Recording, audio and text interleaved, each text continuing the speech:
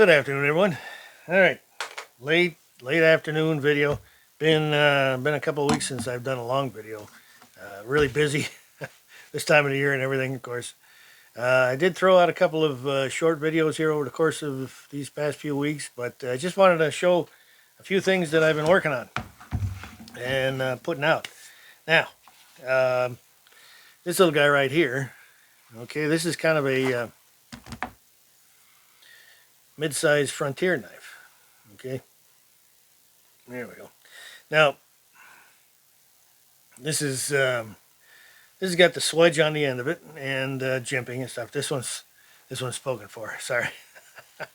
It is very popular, and I'll probably make some more of these as time goes on. I've made quite a few over the course of time. But anyway, it's just a little guy, but it fits good in the hand. Really, it's intended for hunters, really, for skinning and stuff. And it'll work just fine for bushcraft guys too, and the camping, everyday carry, all that stuff. So, as I say, that one's gone. And look at the leather on that. Boy, that I had a nice piece that came out of that.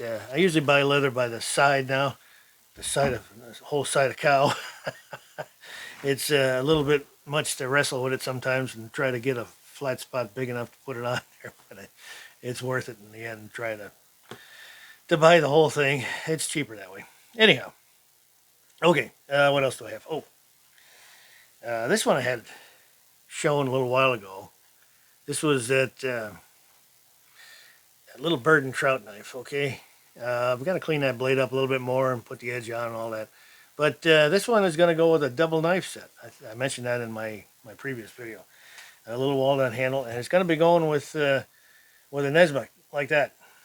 Okay, so a little hard to show, but the sheath, two of them right alongside of each other.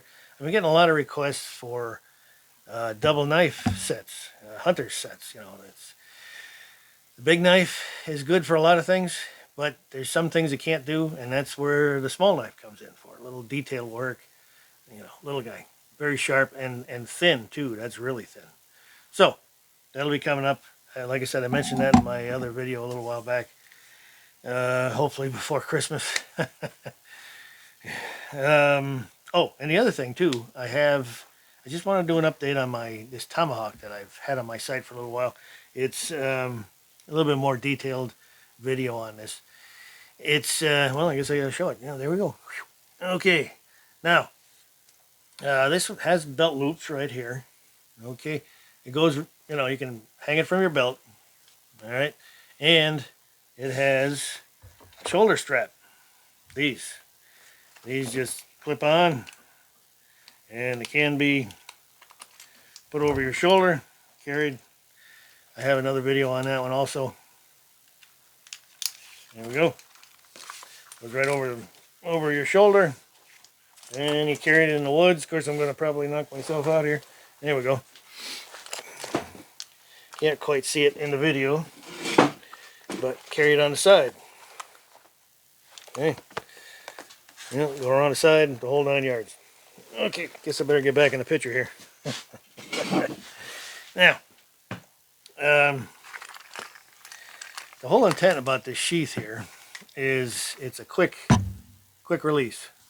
Okay, there's no leather right here to hold that in. Just sits in there, and it sits right here, so you can pull it out fast.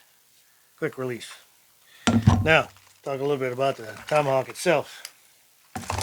Down there. All right, now I'll get back in the frame. This actually I forged out of one solid piece of 5160 steel. Now that's spring steel. I use that quite a bit on my knives. I use 1095, but on something like this where you've got a shock factor when you're chopping and whacking and doing everything, 5160 is the way to go. Now that was a lot of work in making that head right there, especially coming out of an entirely one piece. So what I do is you heat up just the end of that bar that I'm working on. Okay, a really thick piece, and it's hammered down. It's all done by hand in this particular way. I couldn't get it into the power hammer. This big chunk of steel on the end here that's only heated, about 3 inches high, And I put this down into either one of my big vices or the anvil, and I hammer down on it with a sledgehammer. So what that does is it compacts that piece to the point where I can then start to spread these sides out. Awful lot of work involved in doing that. Now, that's the breeching tip right there. Okay, it is pointed, diamond point, so it comes out. This is for,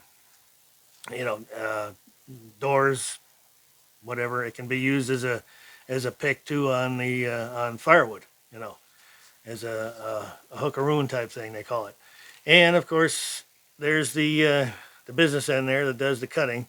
But it also has a secondary cutting edge right there. That's for pulling back in a cut and type of a defensive thing or whatever you're pulling back.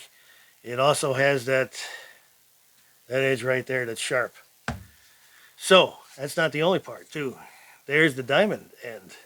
Now these is, again, this is a tactical tomahawk. Oh, knocking something else over. Intended for self-defense, breaching doors, things like that. And it has that diamond end, okay, for hitting, whatever, destruction type of thing, digging. And that is hardened also. So these edges, these cutting edges are hardened, but the rest of it is left in its normalized state to be able to absorb the shock of hitting and chopping. Okay, there's different tempering methods on a tomahawk and an axe than there is on a knife. But that's hardened too right at the end. Lanyard hole too if you wanted to put something in there.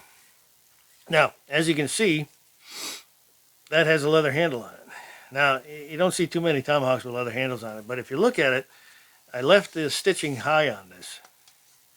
And that's like the lacing on a football. Now, if you ever, it's been a little while since I've thrown a football, but when you go to grab a football, you put your fingers on the laces, okay?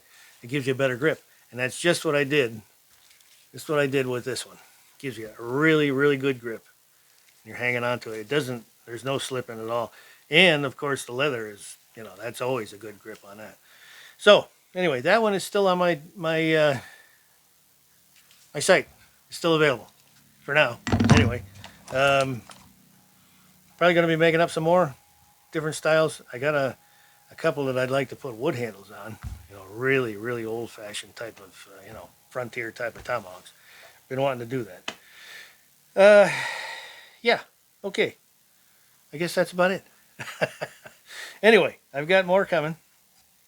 We talked about that updated weight list. Oh, here's one of the Kephardts on it. Here's a big one. Whew. All right, Grayson, this one's yours, buddy. All right, if you're watching this, that's his custom size long blade, 7-inch, 6.5, I think. Yeah.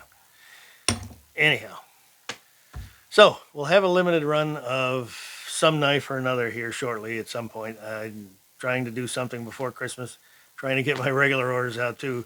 So please have patience with me. Really appreciate all the activity. Hang on a second. Remember that? Yeah. Can't forget my coffee. And that coffee too. Okay. Just had to plug that a little bit. Thanks everybody for watching. Oh, everything's shaking here. Must be Friday. Okay, thanks again. And please like and subscribe if you haven't already. And we'll catch everybody in the next one. Thanks again.